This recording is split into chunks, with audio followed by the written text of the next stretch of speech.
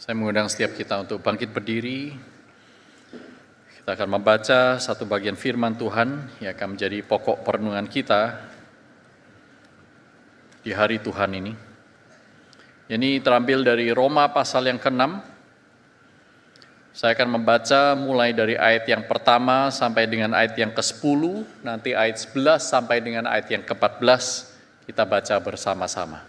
Roma pasal 6, surat Paulus kepada jemaat di Roma pasal yang ke-6, ayat yang pertama sampai dengan ayat yang ke-14, saya akan membacakan sampai ayat yang ke-10, ayat 11 sampai 14 kita baca bersama-sama. Demikian bunyi firman Tuhan.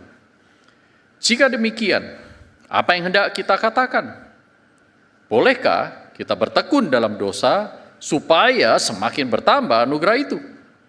Sekali-kali tidak. Bukankah kita telah mati bagi dosa? Bagaimanakah kita masih dapat hidup di dalamnya? Atau tidak tahukah kamu bahwa kita semua yang telah dibaptis dalam Kristus Yesus telah dibaptis dalam kematiannya? Dengan demikian, kita telah dikuburkan bersama Dia melalui baptisan dalam kematian, supaya sama seperti Kristus telah dibangkitkan dari antara orang mati oleh kemuliaan Bapa, demikian juga kita dimungkinkan hidup dalam hidup yang baru. Sebab jika kita telah menjadi satu dengan apa yang serupa dengan kematiannya, kita juga akan menjadi satu dengan apa yang serupa dengan kebangkitannya. Karena kita tahu bahwa manusia lama kita telah turut disalibkan, supaya tubuh dosa kita hilang kuasanya, agar jangan kita menghambakan diri lagi kepada dosa. Sebab siapa yang telah mati, ia telah bebas dari dosa. Jadi, karena kita telah mati dengan Kristus, kita percaya bahwa kita akan hidup juga dengan Dia. Sebab kita tahu bahwa sesudah dibangkitkan dari antara orang mati, Kristus tidak mati lagi. Maut tidak berkuasa lagi atas Dia. Sebab Ia mati, yakni mati terhadap dosa, satu kali untuk selama-lamanya, namun Ia hidup, yakni hidup bagi Allah. Bersama-sama, demikianlah hendaknya kamu memandangnya, bahwa kamu telah mati terhadap dosa, tetapi kamu hidup bagi Allah dalam Kristus Yesus. Sebab itu, hendaklah dosa jangan berkuasa lagi di dalam tubuhmu yang fana, supaya kamu jangan lagi menuruti keinginannya. Janganlah menyerahkan anggota-anggota tubuhmu kepada dosa untuk menjadi senjata kelaliman, tetapi serahkanlah dirimu kepada Allah sebagai orang-orang yang dahulu mati, tetapi sekarang hidup. Serahkanlah anggota-anggota tubuhmu kepada Allah untuk menjadi senjata kebenaran. Sebab dosa tidak akan berkuasa lagi atas kamu, karena kamu tidak berada di bawah hukum Taurat, tetapi di bawah anugerah. Mari kita berdoa sekali lagi. Tuhan, firman-Mu telah kami baca dan kami dengar. Mohon kiranya belas kasihan-Mu melalui Roh Kudus-Mu boleh mematri kebenaran itu di dalam hati sanubari dan juga nurani kami. Pimpin kami semua ya Tuhan. Di dalam nama Tuhan Yesus Kristus kami naikkan doa kami ini. Amin. Silakan duduk Bapak Ibu sekalian.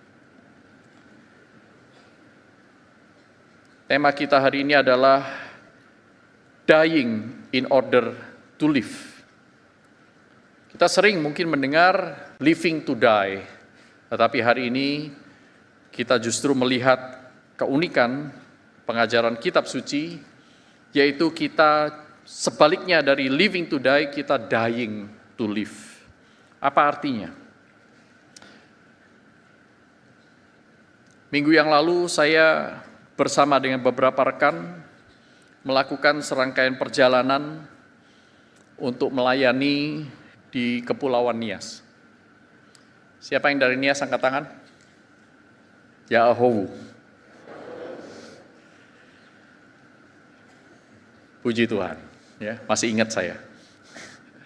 Nah, saudara, dalam salah satu seminar tersebut, seminar pembinaan hamba Tuhan, salah seorang peserta mengangkat tangan dan bertanya, bagaimana saya merespons, memberikan jawaban kepada jemaat yang berkata, nggak apalah berdosa.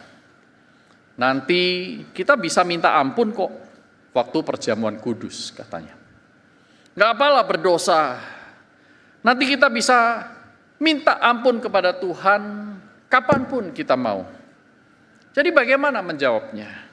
Saudaraku, bukankah cara berpikir seperti ini ada di sekitar kita? Mungkin beberapa di antara kita juga bergumul. Mengapa ya? Sulit sekali kita mengatasi dosa-dosa yang bercokol sekian lama. Apa yang Tuhan lakukan untuk orang-orang seperti kita ini yang masih bergumul dengan dosa? Paulus mendapati indikasi-indikasi yang serupa ketika dia bersentuhan atau mungkin mendengar berita tentang orang-orang Kristen di Roma. Dia memberitakan di dalam pasal yang kelima bahwa dosa itu tidak sebanding dengan anugerah. Jikalau karena satu orang berdosa, maka semua yang lain juga jatuh dalam dosa, maka kematian Kristus yang memberikan anugerah juga menyediakan kehidupan kepada semua orang. Sehingga mungkin muncul dalam pikiran Paulus, jangan-jangan ada orang yang bisa salah mengerti ini. Jadi, supaya saudara dan saya bisa menerima dan mengalami anugerah yang indah, yang luar biasa, yang besar itu, mari kita lebih banyak lagi berbuat dosa. Supaya anugerahnya semakin besar. Itulah yang Paulus katakan di dalam ayat yang pertama, pasal yang ke-6 ini, saudara. Jika demikian, apa yang hendak kita katakan? Bolehkah kita bertekun dalam dosa supaya semakin bertambah anugerah itu? Ini adalah pikiran-pikiran yang menyesatkan, yang menganggap bahwa seseorang bisa hidup di dalam dua pemerintahan sekaligus, diperintah oleh dosa dan diperintah oleh Allah. Itulah sebabnya Paulus berkata dengan jelas, sekali-kali tidak. Dan Paulus memberikan dua argumen untuk mendukung sebuah tesis, sebuah doktrin, yaitu bahwa saudara dan saya tidak bisa berkanjang di dalam dosa pada saat yang sama kita mengaku kita berada di dalam Allah. Sama halnya dengan kita mengklaim bahwa saat ini kita berada di ruangan ini, Grand Chapel, tetapi pada saat yang sama kita berada di Taman Mini Indonesia Indah. Sekali-kali tidak. Ada dua argumen. Argumen Paulus sederhana sekali. Yang pertama adalah karena kita sudah mati bagi dosa. Dan yang kedua, karena kita sudah hidup bagi Allah. Dan dua argumen ini, mati bagi dosa, hidup bagi Allah, dibangun di atas sebuah dasar, sebuah realitas rohani yang kompleks sebenarnya. Tidak mudah untuk mengerti ini, tetapi para teolog menyebutnya sebagai mystical union with Christ. Sebuah penyatuan dengan Kristus yang mistis.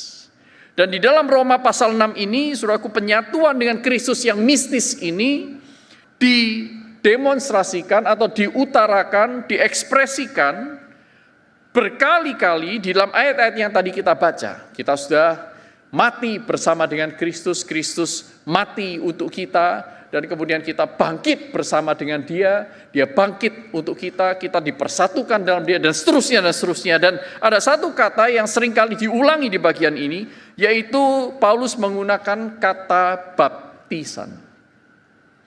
Saya harus menjelaskan kata baptisan ini supaya kita bisa mengerti penyatuan dengan Kristus seperti apa yang mendasari kedua argumen di atas itu. Saudaraku, kata baptisan di sini menggunakan kata baptizo. Baptizo mempunyai satu kata lagi yang mirip dengannya yang disebut dengan bapto. Jadi ada bapto dan baptizo. Bapto dan baptizo secara literal artinya itu mirip, saudara. Yaitu dicelup. Pencelupan, bapto dan baptizo. Tetapi keduanya itu berbeda. Seorang fisikawan Yunani kuno sekali dan seorang filsafat juga bernama Nikander, kalau tidak salah abad ke-7 sebelum Masehi, saya tidak tahu persis. Tetapi Nikander ini menjelaskan perbedaan antara kata bapto dan baptizo dengan sebuah narasi cara orang membuat acar. Saudara tahu acar, siapa yang tidak pernah makan acar?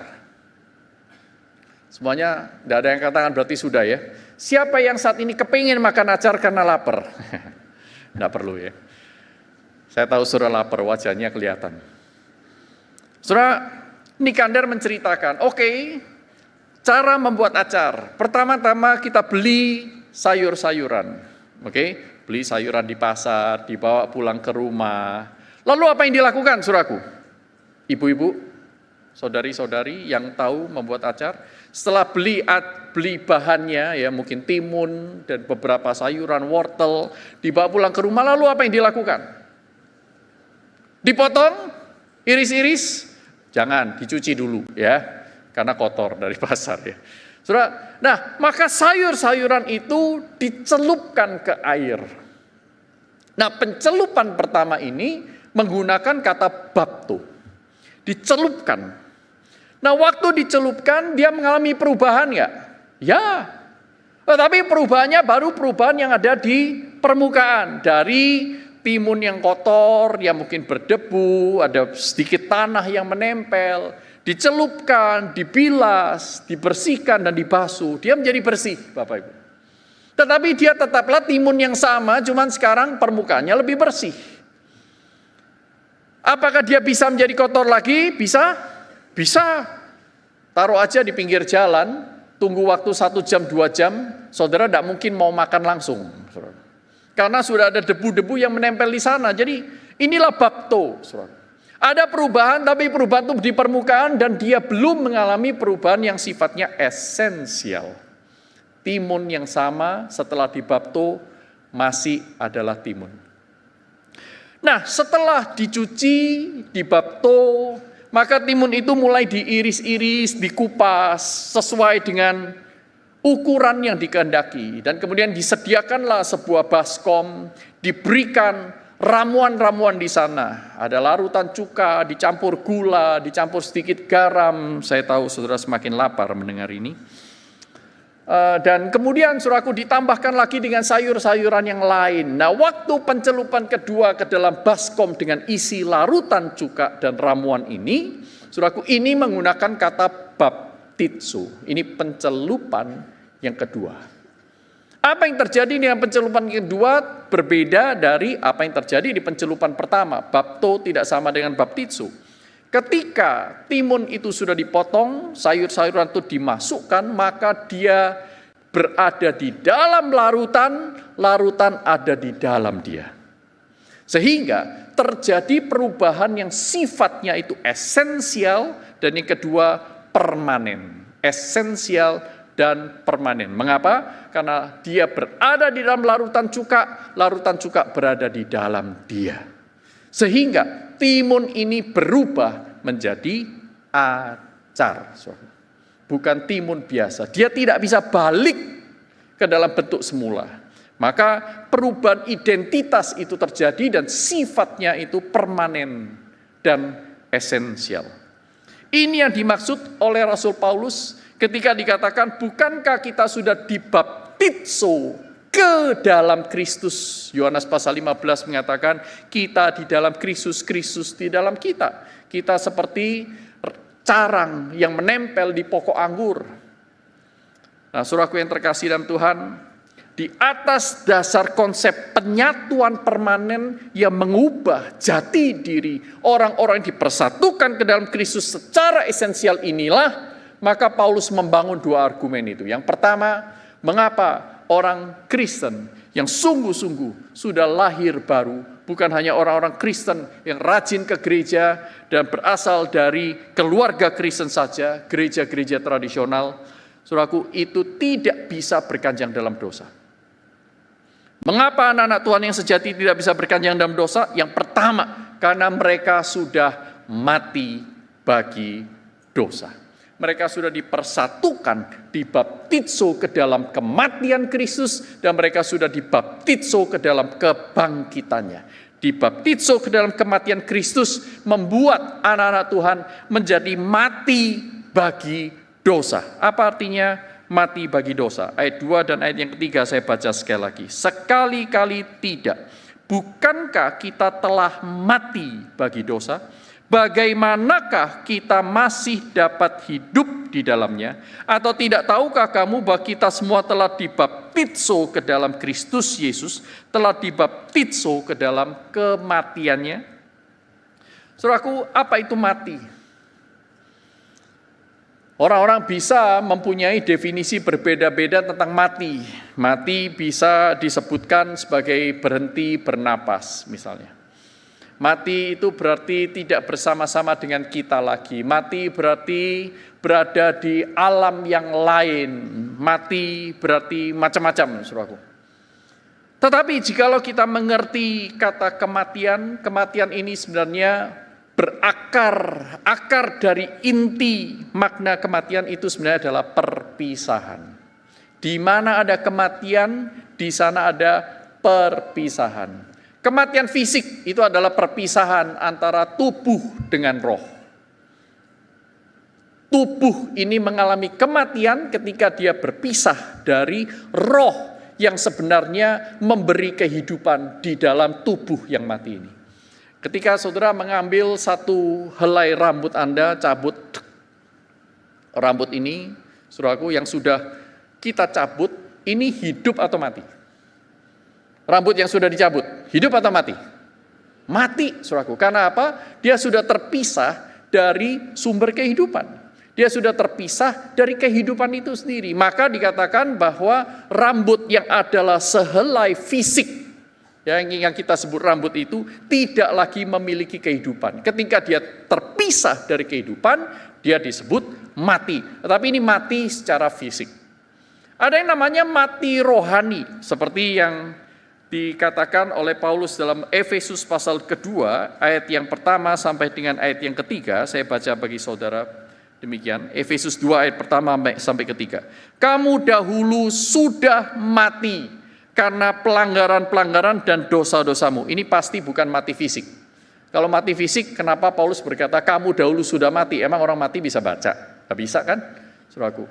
Nah, ini pasti orang yang masih mempunyai kehidupan fisik, tetapi rohaninya yang mati. Ya, kamu dahulu sudah mati karena pelanggaran-pelanggaran dan dosa-dosamu. Kamu hidup di dalamnya karena kamu mengikuti jalan dunia ini. Kamu menaati penguasa kerajaan angkasa, yaitu roh yang sekarang bekerja di antara orang-orang yang tidak taat. Sebenarnya dahulu kita semua juga termasuk di antara mereka. Ketika kita hidup di dalam hawa nafsu daging dan menuruti kehendak daging dan pikiran kita. Pada dasarnya kita adalah orang-orang yang harus dimurkai sama seperti mereka yang lain. Paulus tidak sedang berbicara tentang kematian fisik, Paulus berbicara tentang kematian rohani. Yaitu orang-orang yang memutuskan hubungan dengan sang hidup, yaitu Allah itu sendiri. Orang sedemikian, orang yang menjadi musuh-musuh Allah, orang yang tidak mencari Allah, orang yang mengabaikan Allah dalam hidup sehari-hari, orang yang tidak peduli kepada Allah, orang yang mempermainkan Allah dengan menjadikannya sebagai sesembahan belaka. Orang yang mengatakan aku menyembah dia, tetapi sesungguhnya hidupnya merendahkan dia. Saudaraku, orang-orang seperti ini adalah orang-orang yang mati rohani. Kenapa dia mati rohani? Karena rohaninya, secara rohani, dia memutuskan hubungan dengan Allah. Ini kematian rohani. Ada jenis kematian yang ketiga, yaitu kematian kekal. Kematian kekal itu adalah ketika kita yang sudah mati fisik ini, roh kita akan dihakimi, dan di dalam penghakiman nanti saudara dan saya akan mendapatkan hukuman yang kekal jika kita bukan orang yang betul-betul percaya. Nah, pada saat itu kita akan dihakimi dan kita akan dipisahkan oleh Allah selama-lamanya. Ini disebut kematian kekal. Kita sudah terpisah dari tubuh kita, ya. Manusia berdosa terpisah dari tubuhnya dan rohnya terpisah dari Allah selama-lamanya. Ini adalah kematian yang paling puncak yang disebut, yang saudara bisa baca dalam Wahyu pasal 21 ayat yang ke-8. Di sana dikatakan itulah kematian yang kedua, yaitu ketika seseorang dibuang ke neraka yang menyala-nyala. Nah, saudaraku, apa itu mati? mati adalah perpisahan. Sehingga ketika Paulus berkata, kita tidak mungkin berkanjang dalam dosa, karena kita sudah mati bagi dosa. Artinya kita tidak punya lagi hubungan dengan dosa. Kita tidak lagi berada di bawah pemerintahan dosa. Saudara dan saya tidak lagi punya urusan dengan dosa. Ini artinya saudara dan saya mati bagi dosa. Tetapi sebelum kita bicara mati bagi dosa, mari kita bicara dulu hidup bagi dosa itu seperti apa. Orang yang hidup bagi dosa adalah orang yang diperintah dan dikendalikan oleh dosa. Seperti yang tadi kita baca dalam Efesus pasal 2 ayat 1 sampai ke 3. Kita hidup di dalamnya. Bukan di dalam Kristus, tapi kita hidup di dalam dosa. Kita di dalam dosa, dosa di dalam kita, apa yang kita pikirkan, apa yang kita rasakan, apa yang kita kehendaki, selalu ingin memuaskan keinginan-keinginan berdosa itu. Dan ini adalah kematian bagi Allah, tetapi kehidupan bagi dosa. Nah, saudaraku, sama seperti Kejadian pasal 4 ayat yang ke-7. Saudara mungkin masih mengingat kisah antara Kain dan Habel. Kedua-duanya memberikan persembahan kepada Allah, tetapi Allah hanya memerintah persembahan dari Habel dan Allah tidak berkenan terhadap persembahan Kain. Maka geramlah, muncullah amarah dalam diri Kain. Lalu Allah berfirman kepada Kain, "Kain, hati-hati. Jika engkau tidak berbuat baik." Jadi Allah sudah memberikan vonis bahwa Kain tidak berbuat baik lewat persembahannya. Entah itu karena tidak sungguh-sungguh, entah tidak dengan sepenuh hati, ya, dia cuma pura-pura atau merasa terpaksa, saudaraku. Tetapi yang jelas Allah berkata, jika engkau tidak berbuat baik seperti yang baru engkau lakukan ini, dosa sudah mengintai di depan pintu. Hasrat dosa itu tertuju kepadamu. Dia menarget kamu, dia hendak menguasai kamu. Tetapi engkau harus berkuasa atasnya.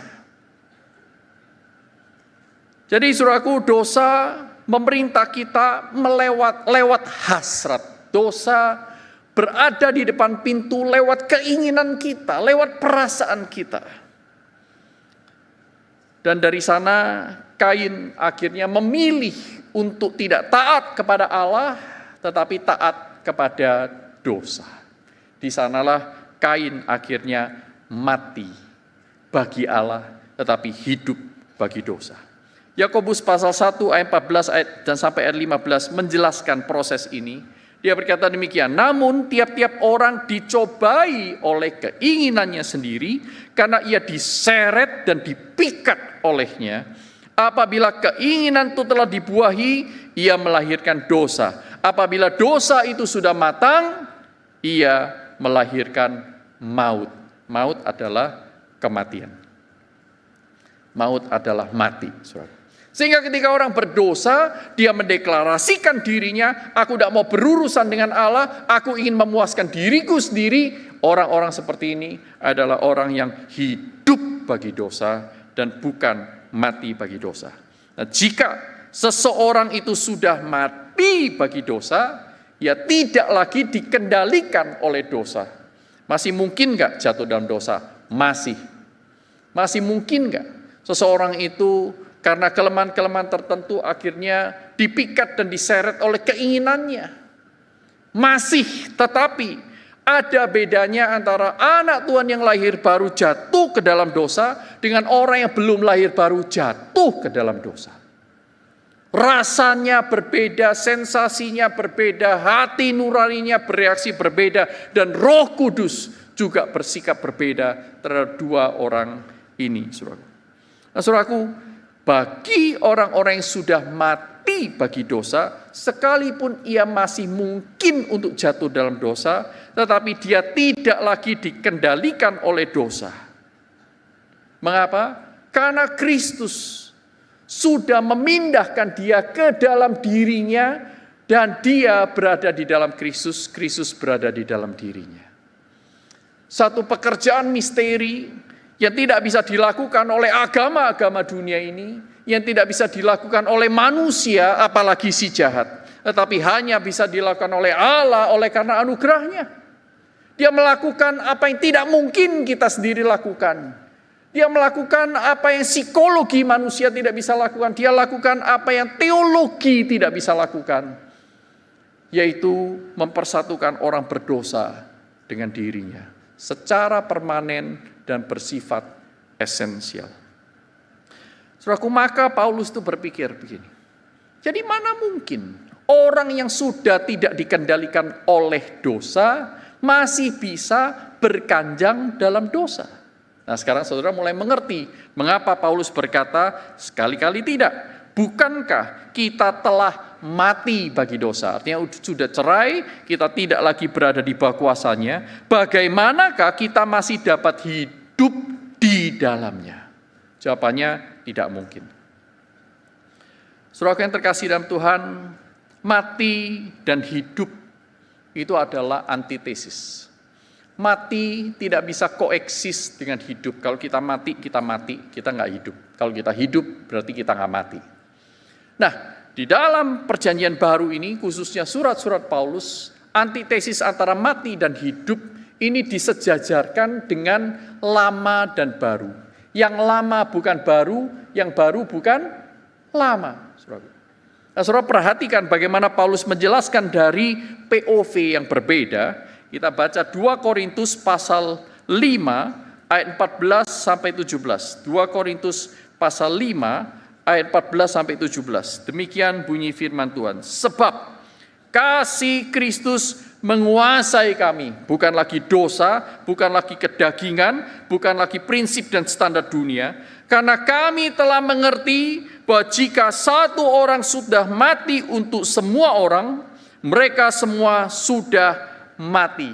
Kalau satu orang sudah mewakili yang lain mati, maka yang lain sebenarnya juga sudah mati.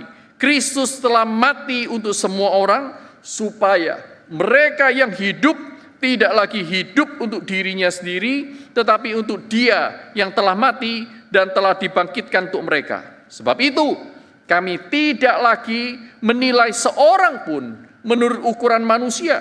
Jika kami pernah menilai Kristus menurut ukuran manusia, sekarang kami tidak lagi menilainya demikian. Perhatikan ayat 17. Jadi, siapa yang ada di dalam Kristus, ia adalah ciptaan yang baru. Yang lama sudah berlalu. Yang baru, sesungguhnya yang baru sudah datang. Yang dulu mati bagi Allah, sekarang hidup bagi Allah. Yang dulu hidup bagi dosa, sekarang mati bagi dosa. Sehingga orang yang hidup bagi dosa tidak mungkin mati bagi dosa. Orang yang mati bagi Allah tidak mungkin hidup bagi Allah. Tetapi sebaliknya, hanya orang yang mati bagi dosa bisa hidup bagi Allah. Saudara. Dan orang yang hidup bagi dosa tidak mungkin hidup bagi Allah. Saudaraku yang terkasih dalam Tuhan, hanya ketika hubungan yang lama dengan dosa itu putus, maka hubungan yang baru bisa dimulai. Kenapa? Keduanya ini antitesis, tidak bisa koeksis bersama-sama. Nah, maka Paulus tiba kepada argumen yang kedua, yaitu hidup bagi Allah. Paulus menjelaskan di bagian ini bahwa hidup bagi Allah itu bukan sesuatu pilihan, dalam pengertian bahwa kita itu bisa mati bagi dosa tetapi tidak hidup bagi Allah. Tetapi Paulus justru menunjukkan bahwa kita itu dipersatukan dalam Kristus. Dan di dalam Kristus kematian dan kebangkitan itu satu paket. Tidak bisa dipilih-pilih. Satu paket. Buy one, get one free. Saya tidak mau bonusnya. Tidak bisa, saudaraku. Ini bahkan bukan bonus. Ini adalah satu paket utama di dalam keselamatan. Ayat 4 sampai ayat 10 menjelaskan tentang bagian ini, saudaraku. Nah, Paulus ingin mengatakan bahwa sama halnya dengan kisah Kristus tidak berakhir kepada kematian di kayu salib, tetapi berlanjut kepada kebangkitannya setelah 3 hari, maka kematian kita bagi dosa tidak berhenti di sana, tidak membiarkan kita menjadi orang-orang yang sama dengan dunia ini, dengan pikiran, filsafat, agama, kepercayaan yang dia mau, tetapi orang-orang yang mati bagi dosa ini berlanjut kepada kehidupan bagi Allah. Ada kaitan erat antara kehidupan yang baru dengan kematian hidup yang lama. Kematian hidup yang lama akan menghasilkan kehidupan yang baru. Saudaraku, kebangkitan, konsep kebangkitan itu sendiri menunjukkan, membuktikan bahwa sesuatu sudah mati lebih dulu. Kalau saudara sakit, kemudian sembuh, saudara tidak dikatakan orang ini bangkit dari kematian. Enggak, karena dia belum mati. Betul ya? Orang dikatakan bangkit hanya kalau dia sudah melewati kematian. Sama seperti yang dikatakan oleh Nietzsche, Friedrich Nietzsche, yang dikutip oleh Calvert. Dia berkata, hanya di liang kuburan ada kebangkitan. Hanya di liang kuburan terdapat kebangkitan.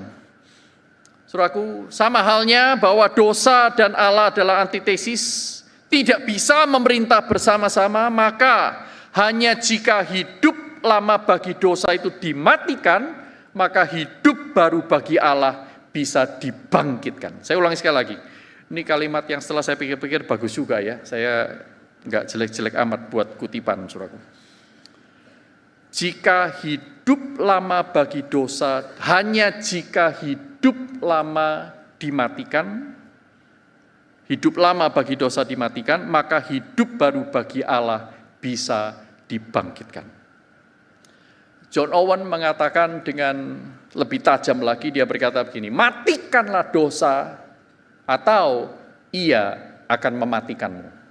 Matikanlah dosa, maka ia akan mematikanmu. Saudaraku yang terkasih dalam Tuhan,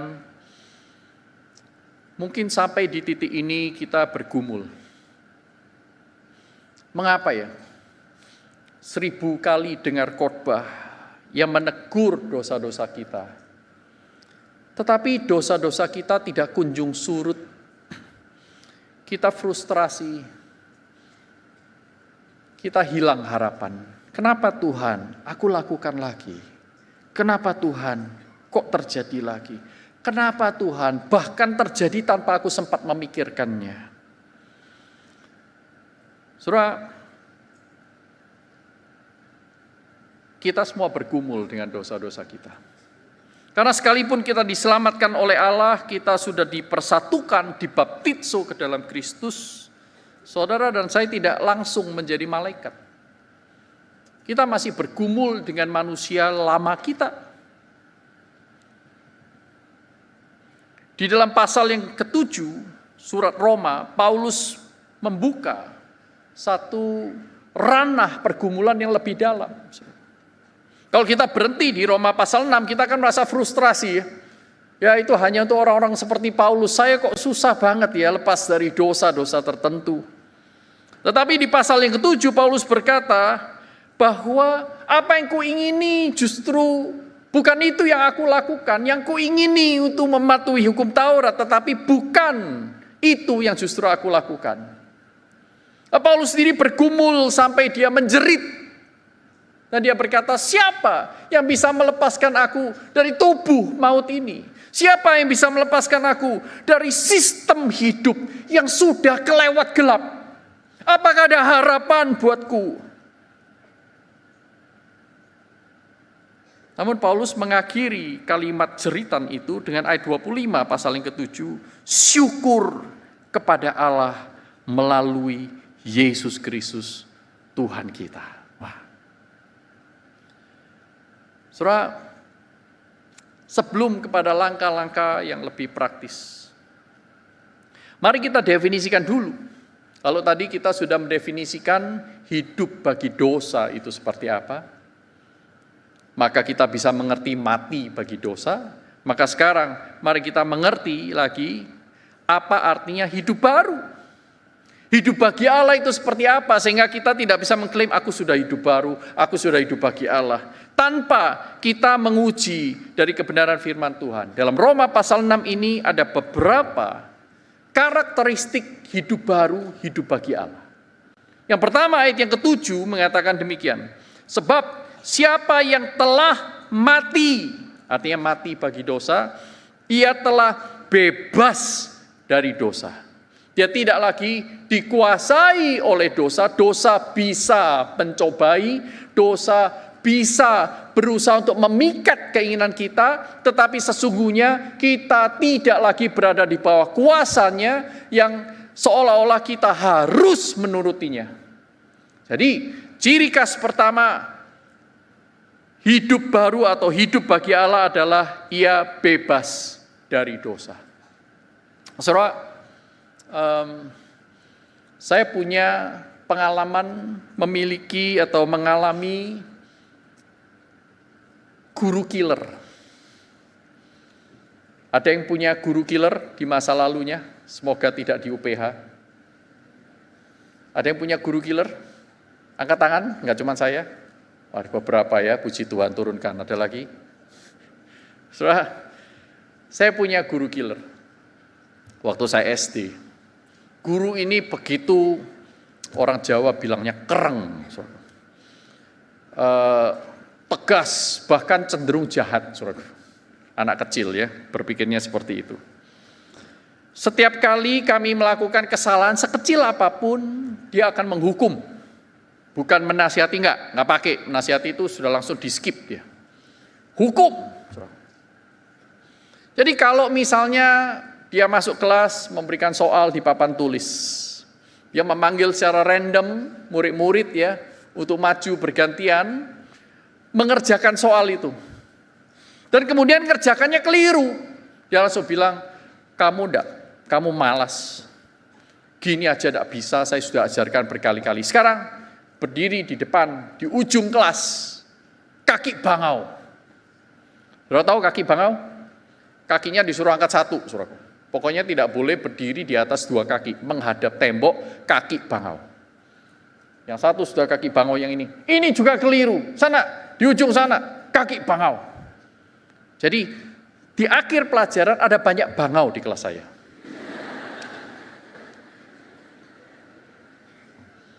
Begitu guru itu keluar, yang lain, aduh capek banget ya.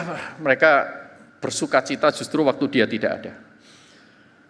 Dan kemudian setelah berpuluh-puluh tahun, saudaraku, saya membayangkan saya diundang oleh teman-teman saya, sesama alumni SD itu ya. Ayo kita ketemuan reuni 25 tahun. Wah sayang sekali itu di Surabaya, saya posisi di Jakarta, saya masih ada tugas-tugas pelayanan, saya tidak mungkin cuti hanya untuk itu.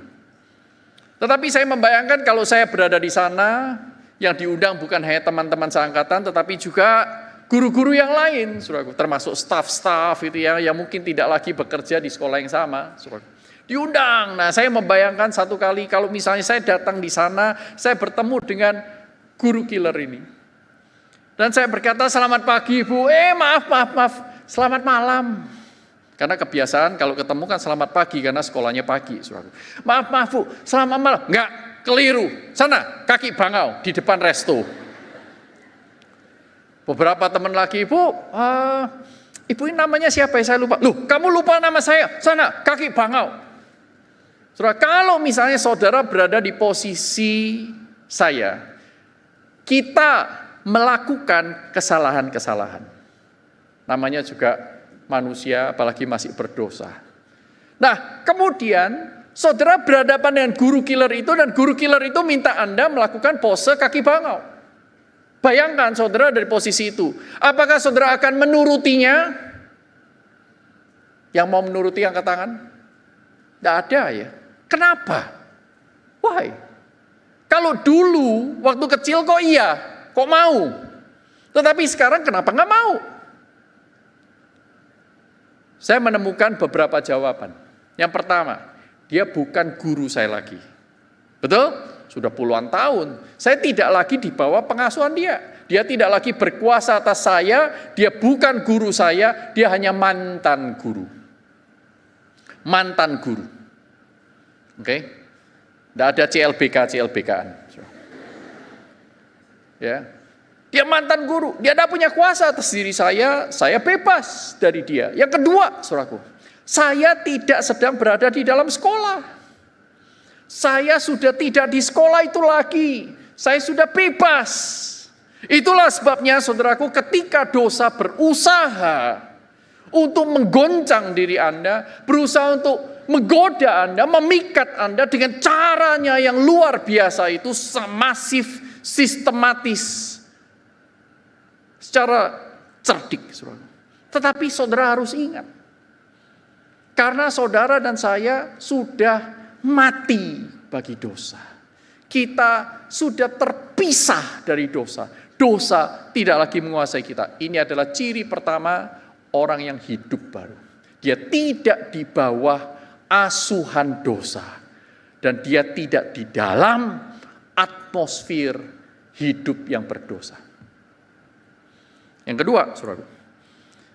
Ayat yang ke-8 berkata, jadi karena kita telah mati dengan Kristus, dipersatukan permanen di dalam kematiannya, saudaraku, kita percaya bahwa kita akan hidup juga dengan Dia. Maka ciri yang kedua, orang yang hidup baru adalah dia hidup dengan Kristus. Together, live with Him. Bersama-sama hidup di dalam Kristus. Berjalan bersama dengan Kristus, tidur di dalam Kristus, membaca buku di dalam Kristus, melayani di dalam Kristus, saudara praktek di dalam Kristus, saudara berada di ruang ibadah di dalam Kristus, saudara keluar di sana, saudara bersama-sama dengan Kristus. Karena apa? Sejak awal kita sudah dipindahkan, dipersatukan dari dosa kepada Kristus. Kita di dalam Kristus, Kristus di dalam kita, maka konsekuensi logisnya adalah kita hidup bersama dengan Kristus. Sudah mulai ada hubungan yang baru yang sedang terus-menerus dikembangkan, didevelop. Yang ketiga, saudaraku, ayat yang ke-11. Demikianlah hendaknya kamu memandangnya bahwa kamu telah mati terhadap dosa, tetapi kamu hidup bagi Allah dalam Kristus Yesus. Jadi hidup itu tidak lagi berorientasi kepada diri yang berdosa untuk menyenangkan dosa, tetapi hidup itu diarahkan kepada orientasi yang baru, yaitu bagi Allah, bagi kebenarannya, bagi kekudusannya, kesuciannya, keadilannya, segala suatu hal yang baik, yang enak didengar, yang bernilai kekal. Untuk itulah kita saat ini hidup. Saudaraku, itu adalah minimal 3 karakteristik hidup bagi Allah. Bebas dari dosa, hidup bersama di dalam persekutuan dengan Kristus. 3, orientasi kita adalah bagi Allah yang kekal. Karena untuk itulah saudara diciptakan, dan dengan itu saja saudara bisa menikmati hidup yang betul-betul bahagia dan bukan PHP dari dunia ini. Saudara, pertanyaan kita sekarang, hidup itu ya hidup seperti apa? Sehari-harinya bagaimana? Bagaimana dengan kita yang masih jatuh dalam dosa ini? Ya, itu adalah ideal. Paulus menyadari pertanyaan-pertanyaan seperti ini, saudaraku. Itulah sebabnya Paulus memberikan kepada kita satu tips, bukan tips ya, 3 strategi untuk menghidupi hidup yang baru dan mematikan hidup yang lama. 3 strategi Paulus, kita akan, karena waktu kita akan baca dengan cepat, saudaraku, ayat yang ke-11. Demikianlah hendaknya kamu memandangnya, bahwa kamu telah mati terhadap dosa, tetapi kamu hidup bagi Allah dalam Kristus Yesus. Saudaraku, kata demikianlah kamu memandangnya, artinya demikianlah kamu harusnya berpikir, demikianlah harusnya kamu berpegang kepada kebenaran ini, yaitu pikirkanlah hal-hal yang benar. Paulus ingin mengatakan bahwa marilah engkau mulai menguasai pikiranmu, jangan dengan mudah diombang-ambingkan oleh rupa-rupa angin pengajaran. Ingatlah identitasmu yang sesungguhnya, pikirkanlah terus-menerus, yaitu bahwa kamu sudah mati bagi dosa. Dosa tidak berkuasa lagi atasmu. Engkau punya kekuatan di dalam Kristus untuk mengatakan no terhadap dosa. Ini yang kita sebut dengan discipleship of the mind. Muridkanlah pikiran kita. Saudara boleh mendengarkan 1000 khotbah yang menegur dosa Anda, tetapi Anda tidak akan berubah sebelum Anda melakukan yang namanya discipleship of the mind. Mendisiplin pikiran kita. Dengan selalu mengarahkan kepada status kita terhadap dosa yang benar. Yang Allah sudah kerjakan di dalam Kristus yang sudah mati buat kita. George Mueller, seorang yang begitu besar di abad yang lampau, pelayanannya sangat dikagumi, memberikan makan kepada banyak sekali anak yatim piatu, dan bersandar betul-betul kepada doa, dan Allah bekerja dengan luar biasa. Ada orang yang bertanya kepada George Mueller, apa yang menjadi rahasia pelayananmu yang luar biasa itu? Dan George Mueller mengatakan kalimat seperti ini, ada hari tertentu di mana aku mati. Betul-betul mati. Aku mati bagi George Mueller. George Mueller bilang, aku mati bagi George Mueller. Aku mati bagi opini-opini dia. Aku mati bagi selera-selera dia. Aku mati, artinya putus hubungan terhadap semua preferensi-preferensi dia yang dia sukai dan yang dia tidak sukai. Aku mati terhadap keinginan-keinginanku pribadi. Dan lalu dia berkata, aku mati terhadap dunia. Aku mati terhadap persetujuan-persetujuan dan semua keinginan yang dimunculkan oleh dunia. Aku mati terhadap persetujuan orang lain. Aku tidak hidup lagi bagi mereka. Aku tidak hidup hanya untuk menyenangkan orang, menyenangkan dunia. Kapan aku mati itu? Yaitu ketika aku mempelajari bahwa diriku seharusnya hanya untuk memperkenan Allah. Mari kita disiplinkan diri kita. Strategi yang kedua, ayat 12. Hendaklah dosa jangan berkuasa lagi di dalam tubuhmu yang fana, supaya kamu jangan lagi menuruti keinginannya. Jangan beri kuasa kembali kepada dosa. Kuasa dosa sudah dilucuti oleh Kristus di kayu salib. Jangan engkau menyia-nyiakan pengorbanan Kristus dengan memberikan kuasa itu lagi kepada dosa. Ayo dosa, sekarang perintah aku. Ayo dosa, sekarang senangkan diriku. Ayo dosa, tuntun aku di jalanmu. Itu adalah penghinaan bagi Allah, tetapi lebih daripada penghinaan, itu adalah kebodohan di atas segala kebodohan. Saudara tahu kata yang digunakan untuk kata keinginan di sini, menuruti keinginannya, ayat 12 itu menggunakan kata epitumia. Epitumia ini artinya sebuah passion, sebuah hasrat, keinginan yang kuat, nafsu. Jadi jangan berikan dirimu untuk menuruti keinginan-keinginan nafsumu yang penuh dengan dosa itu. Jadi setelah Paulus berkata, hendaklah engkau mendisiplinkan pikiranmu, engkau memuridkan pikiranmu, sekarang yang kedua, muridkanlah perasaanmu. Muridkanlah keinginan-keinginan dan hasratmu. Arahkan semuanya kepada Tuhan. Dan jangan percaya kepada apapun yang perasaan katakan kepadamu. Karena apa? Saudaraku, perasaan itu wajar. Perasaan itu manusiawi, bukan? Betul? Perasaan tidak untuk ditiadakan. Tetapi saudara harus ingat, perasaan juga harus diperiksa dan dievaluasi, karena perasaan, apalagi perasaan orang berdosa, tidak selalu benar. Wah, kayaknya Tuhan ini tidak sayang aku nih. Orang lain dikasih, aku nggak dikasih. Kita langsung dengan perasaan kita menghakimi Tuhan. Saudaraku, justru Paulus ini mengatakan yang sebaliknya. Jangan cepat-cepat kepada perasaan dan biarlah Tuhan yang menghakimi perasaanmu. Biarlah firman yang menuntun perasaanmu, bukan perasaan yang menuntunmu untuk mengartikan firman. Seringkali keliru kita. Kayaknya ayat ini lebih cocok kalau diartikan begini deh. Wah, Senang-senang kita, saudaraku. Saya lebih suka baca bagian-bagian narasi, saya tidak suka yang lain-lain. Nah, saudaraku, kita membuat doktrin-doktrin sesuai dengan keinginan kita yang justru menjauhkan kita dari harta karun yang Allah sediakan di dalam firman-Nya. Jadi hati-hati dengan pikiran, hati-hati dengan perasaan. Pikiran dan perasaan sangat-sangat manusiawi, tetapi mereka bukan Tuhan. Mereka harus ditundukkan di bawah kebenaran. Baru pikiran dan perasaan akan berfungsi, memberikan manfaat yang maksimal kepada kita.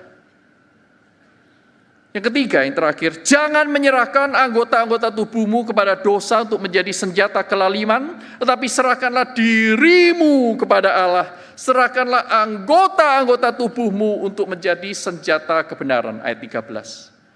Ini adalah pemuritan yang terakhir. Bukan terakhir mungkin, yang ketiga, saudaraku. Yaitu pemuritan tingkah laku.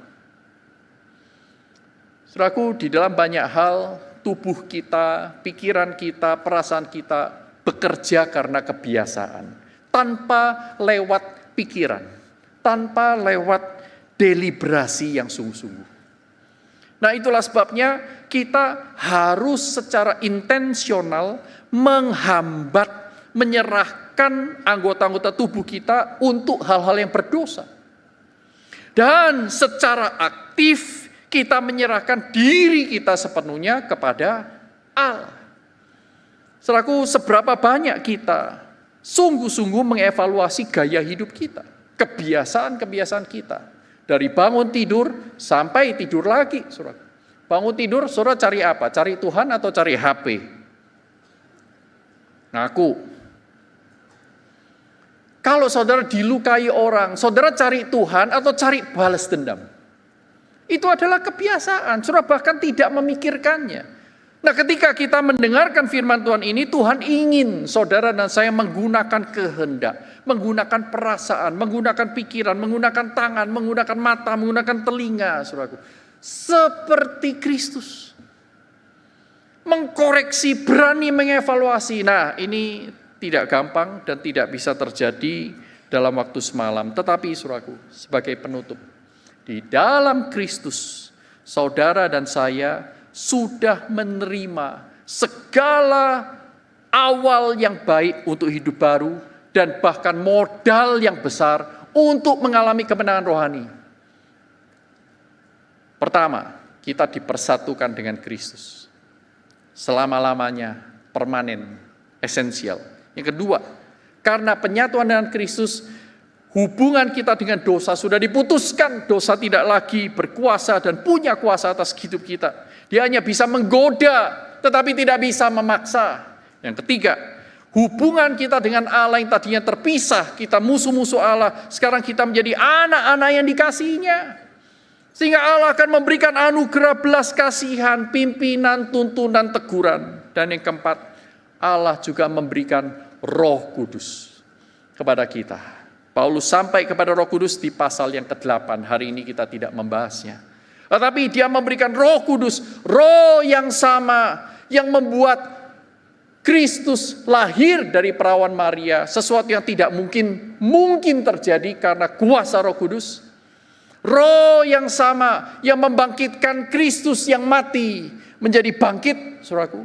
Roh yang sama itu diberikan, dianugerahkan kepada saudara dan saya.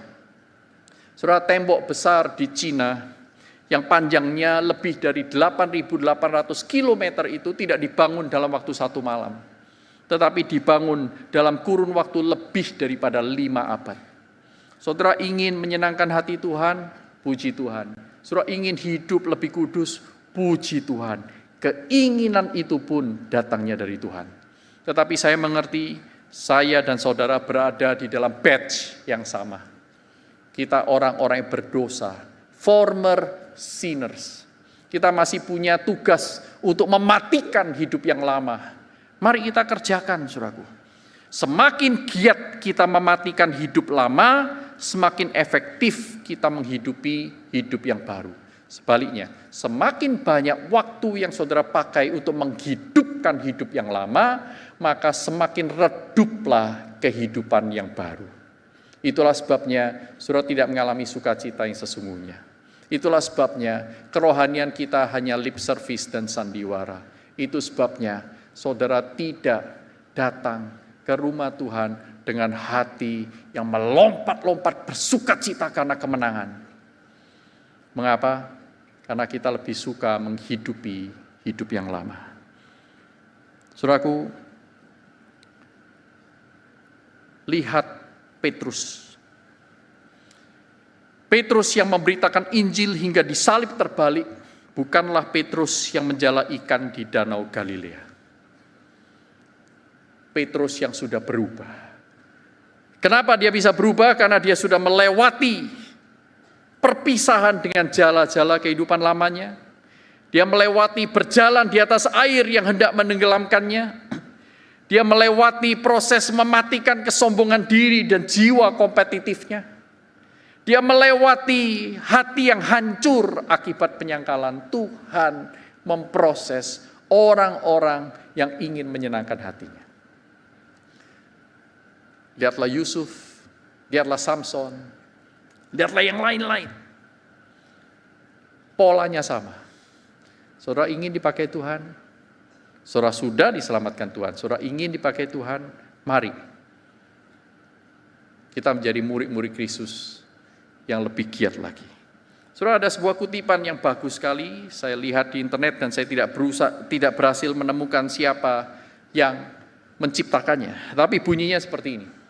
Jika Laut Merah tidak dapat menghentikan Musa, dan tembok Yeriko tidak dapat menghentikan Yosua, dan raksasa tidak dapat menghentikan Daud, dan kematian tidak dapat menghentikan Yesus Kristus, maka tidak ada yang dapat menghentikan Anda juga dalam mengatasi dosa.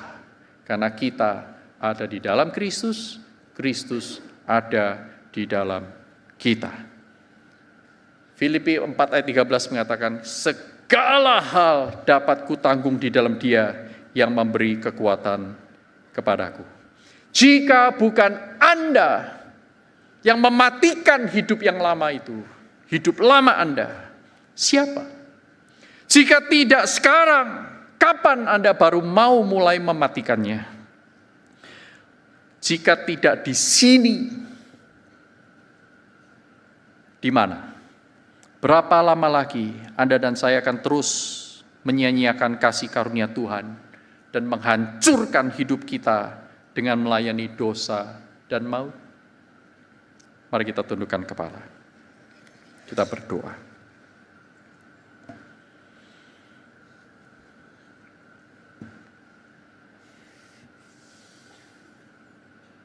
Tuhan, terima kasih untuk firman-Mu. Tolong kami semakin mengerti dan menghidupinya di dalam keseharian kami. Ampuni kami akan dosa-dosa di masa lalu. Ajarlah kami untuk terus mengerti bagaimana hidup sebagai ciptaan yang baru. Kami tidak ingin menjadi pecundang, karena sebenarnya berkat dan kasih anugerah Allah sudah melimpah Engkau berikan kepada kami. Pikat hati kami dengan kasih-Mu Tuhan, sehingga kami boleh semakin berkobar-kobar. Bahkan ketika kami mengevaluasi cara hidup kami yang lama, cara kami berpikir, cara kami merasa, Tuhan, jangan biarkan kami dibohongi terus-menerus oleh dunia dan si jahat. Kami ingin kembali kepadamu, sukacita sejati, damai sejahtera yang tidak dimengerti oleh dunia. Kami sangat merindukannya. Lebih daripada semua itu, kami merindukan Engkau, Allah yang mengasihi kami. Di dalam nama Tuhan Yesus Kristus, terimalah kembali persembahan hidup kami ya Tuhan. Semua yang percaya katakan, amin.